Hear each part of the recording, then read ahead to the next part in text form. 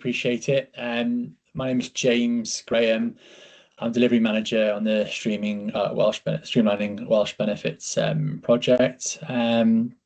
This is the show and tell. We only had an email update last sprint, so this is the last 2 sprints worth of work, which I've tried to condense down to be fairly efficient. So just going to run you through exactly what we've been doing as a squad.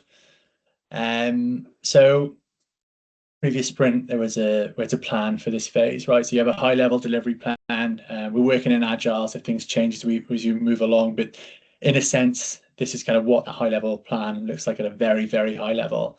So it's testing our thinking. It's what we're doing. So we're taking the concept and the prototype from the previous phase and testing those assumptions and our thinking with local authorities to try to break it basically and work on co-design with them to basically get to the truth and refine that as a product as well. From then, the idea is to build a sandbox form to kind of build a proper working prototype that looks and feels like the real thing.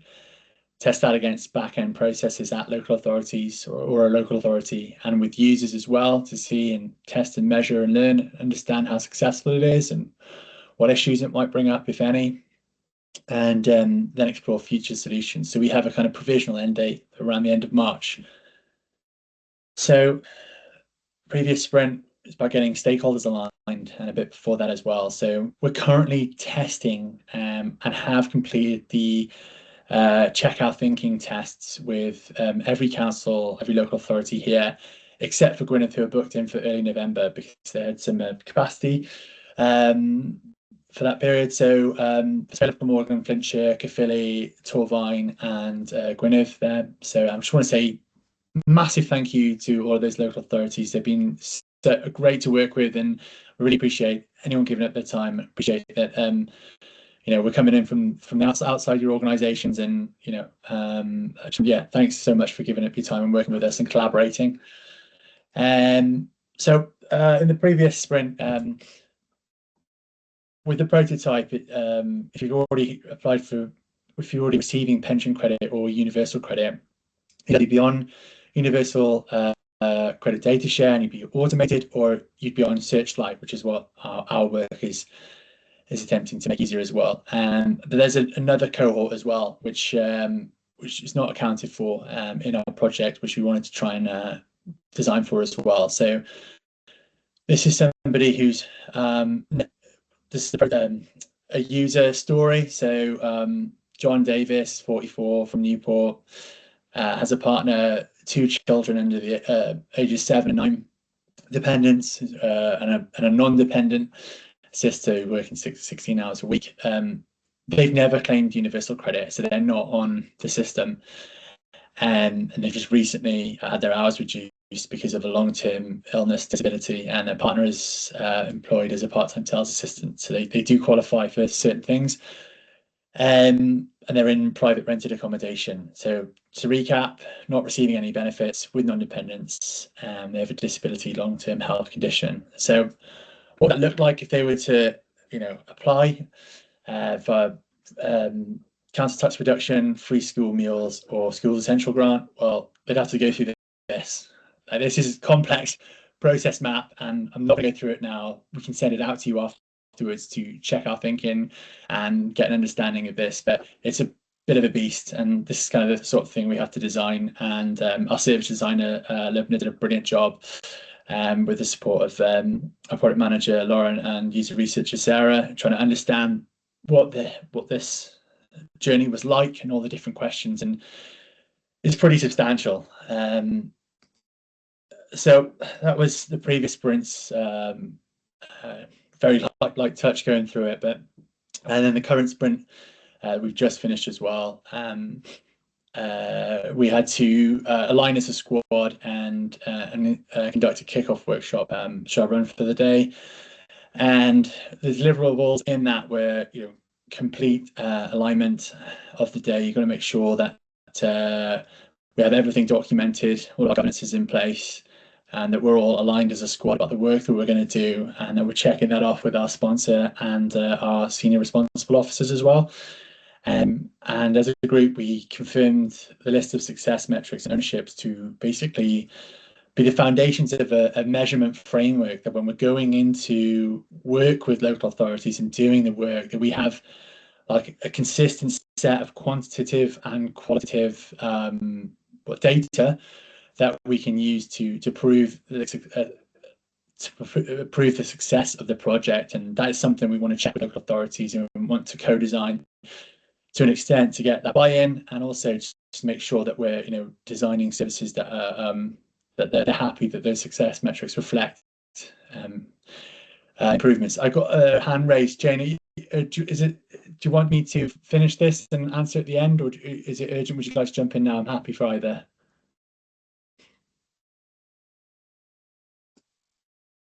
Oh, you're on mute, so I'm going to open up questions at the end. Sorry, if that's okay. I'll just keep going. I'm going to make sure that we're updating the project plan, reflecting agreed objectives as well. So it's a pretty full-on day. It was all day. It's been non-stop.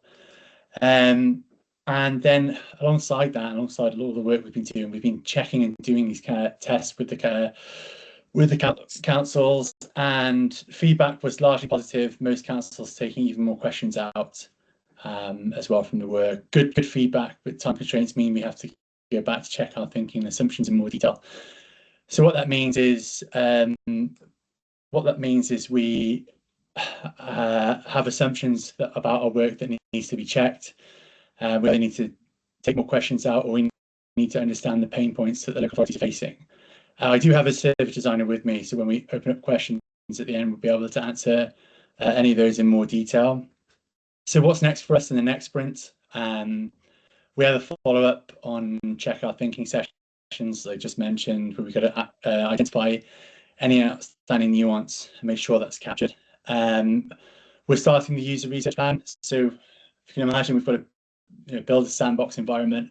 We will have to test that with users. So we have to start understanding the plan of that now, who they're going to be, both sides. So, people that need to apply for these benefits, or there are other sides. So there's the local authority administrators or assessors themselves want to make sure that the system's working both ways.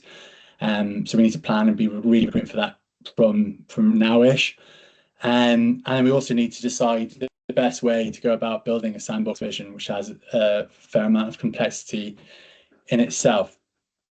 So it's a bit of a whistle-stop tour. Thank you so much for listening. I'm just going to open us up to any questions now, please. And yeah, thank you.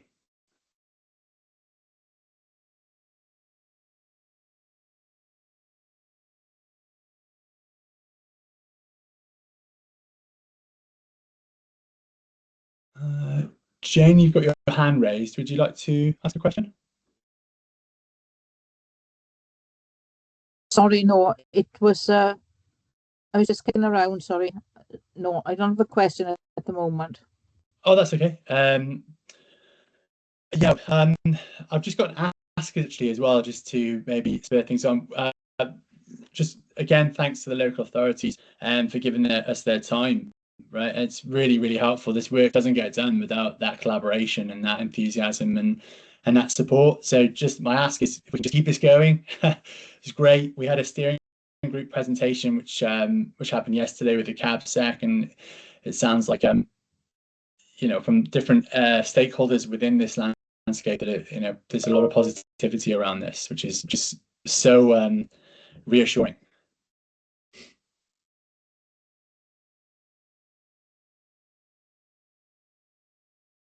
Just going to let it hang for like a minute or so if there's any questions. I appreciate I've covered a lot at a fairly high level, so if you want to ask privately or send me an email, at least if we could share the... Oh, Tiana, hi. Hiya. I thought I'd ask something. Obviously, we've been involved in the testing so far, and we had a meeting with some feedback. I just wondered, because in your presentation today, now you said about sort of a different scenario that you're looking for the form to be able to cope with. So is it the intention that the form design will be able to manage sort of every single claim that the local authority could possibly receive at like every scenario for HB, CTR, free school meals and grants. Is that the aim, the overall aim? Yes, is my thinking, unless anyone from the team counteract that. The reason being that if you were to take separate cohorts out, it wouldn't really truly be streamlining it, because you then have like multiple different things. Just even thinking from well, trying to put myself maybe ignorantly in your shoes, Diana, that would that make more work for you? Do you know what I mean? So trying to streamline it from both sides of that equation for user and business needs as well. And forgive me if I'm mistaken. Yeah, no, that's fine. I think the form that we tested so far would deal with somebody sort of a pensioner or working age who were in receipt of pension credit or universal credit. So that was fine. So the assumption is that the applicant would be in receipt of one of those or asylum support. Yeah. But obviously, I think particularly for pensioners, you know, they're not always going to be in receipt of pension credit. So we would need a form that would be able to use for that. You know, working age, you would get, you could possibly have some sort of what we call standard claims where they wouldn't be in receipt of universal credit. They might be owner occupiers and just one CTR, and they might be just working part-time, something like that. So yeah, I just wondered if that was the intention, that the form design would cope with every type of scenario that we, and I understand it'll take time to get to that stage. So you know, that more complex process map I showed you, I believe that covers a lot of those big gaps. And this is where working with like yourselves and other local authorities, it's so crucial, because we cannot do this in a silo. And this lives and dies by working, because the dream for us, and putting a service design hat on now, dangerous as a delivery manager, sorry in advance everyone, but yeah, we just risk delivery failure. I should say, to speak more plainly, we risk delivery failure if we're not in that room with you, solving your problems, you know, collaboratively, or the problem, let's say. So yeah, that's my thinking around it. Yeah, and hopefully that answers your question.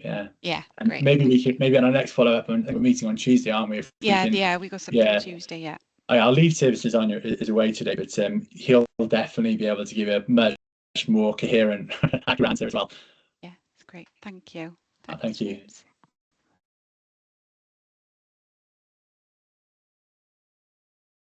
Fran, jump in. Yeah, I just wanted to jump in. I chair the steering group for the overall piece of work. And to answer Tiana's question, really, it's less to me around the CDPS piece of work as the overall aims of the Streamlining Welsh Benefits piece of work, which is to make it easier for any claimant to get access to their rights. So I am absolutely hopeful that we will find a way of making this simpler for every type of claimant. Getting there is, we know, is complicated, and actually James is right. What we need is those of you who are experts in, number one, the benefits, and number two, the processes behind it to actually help us get to that ideal place.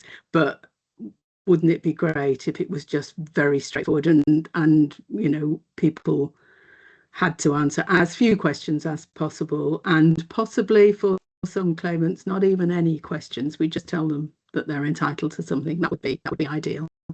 So but then I always want perfection, you know, so we'll carry on working towards it. Thanks everybody. Yeah, thank you, Fran, appreciate it. Yeah, it's really complicated, and yeah, sometimes I look at, I'm not a process map expert, sometimes I look at it and I think, God, it's very tricky. Elisa, we sharing our contact details for the project in the chat as well? And yeah, I'm happy to pop that email in. I was just wondering as well, do you like me to share the link to the user research report? I'm aware, I think it's been published since last time we met now, and I shared a link to it in the email, but just in case anyone's not seen it. Yeah, brilliant. Yeah, thanks. You've just reminded me. I meant to say to my notes as well. Yeah, the user research for the marginalised groups, the report that was published yesterday and has been circulated widely with our third sector partners who've been great. It's amazing as well, and giving up their time and helping us understand the citizens' need as well. So yeah, that should be. We welcome any questions and critiques as well. We're not coming at this from a preachy or this is the way it's got to be done. We're very much the opposite of that. We're agile. We're trying to be, what's the problem? How do we solve this together? So I encourage criticism. Yeah. Claire.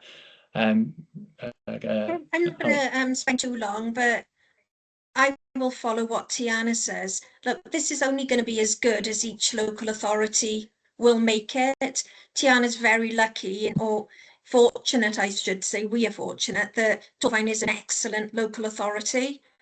So the Revs and Bends department is second to none. It's one of the best ones I work across, and I work across 5. So this will only be as good as the Revs and Bends allowance to pick it up. Because I'm not saying, any of the teams are, because the teams try their best, they try their hardest, but each LA is digital differently in nature. Powys is totally different to Torfaen.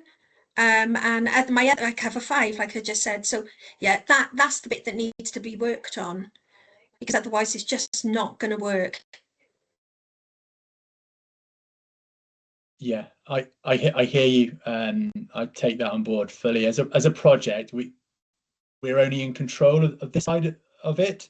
And Tiana and I mentioned the other local authorities as well have been great in giving up their time. So hopefully we're getting a bit of a spread of ideas and ways of working as well. And if we can design and optimize for that spread, then hopefully it has a more how do I say this delicately, like more universal acceptance in that way. And that is something that this project will flesh out as to be true or not as well in its own way. Does that? I just don't think that I don't think it's fair personally that if you live in a local authority that isn't as proactive as Torfaen, then you don't benefit as much, because the system is just too hard to navigate, and access to certain financial welfare just isn't readily available. So it's just making sure everybody is equal and everybody is supported equally. Yeah, I agree. I think it's oh, sorry to interrupt you, James. I was just thinking a bit. I'm really fortunate in that I've managed to get somebody from our sort of customer experience and a digital lead to come in with me on this, because as much as we can have a form that will capture everything that we want, and I gotta say the team, because I sent it out to my team and they're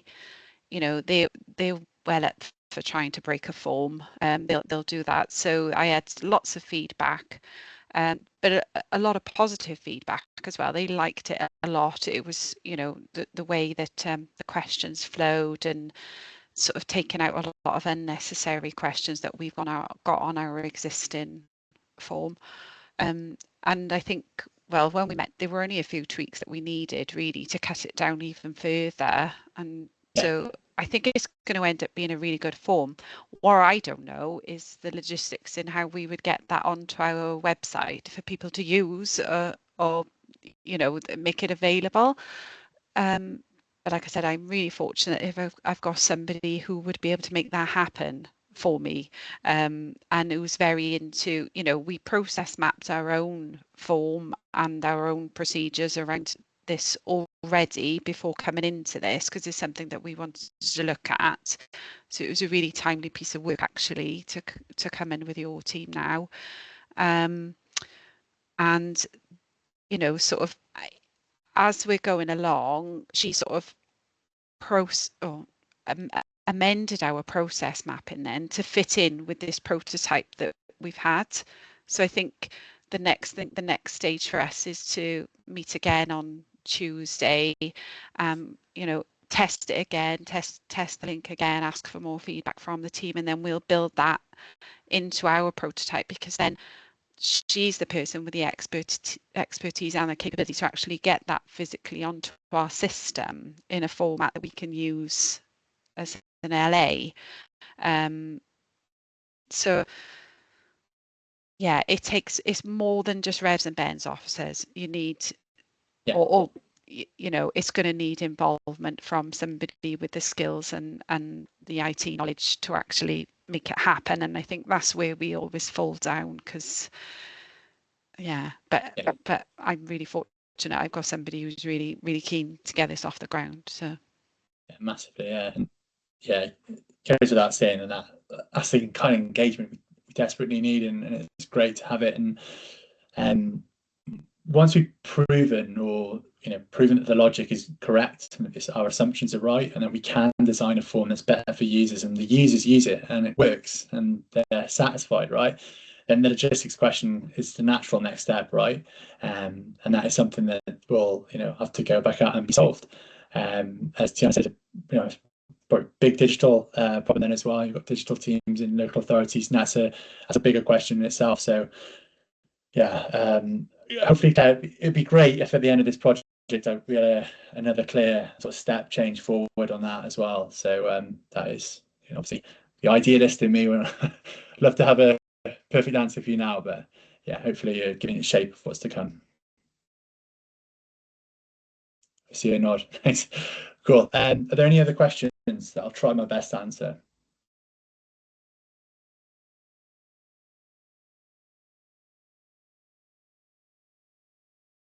Okay, I can't see any hands raised. Thank you again for taking time out of your day. I really appreciate it. And if you want to ask questions in private, our emails are in the chat. I believe Elise has shared the link to the report as well. So please feel free to go over our work, have a look, ask questions, and engage. We welcome it at every step. Diolch yn fawr. Have a lovely afternoon. Enjoy the cold and rain if you're in Cardiff. Otherwise, take care. Bye bye. Bye bye. Thank you. thanks. Bye. Bye.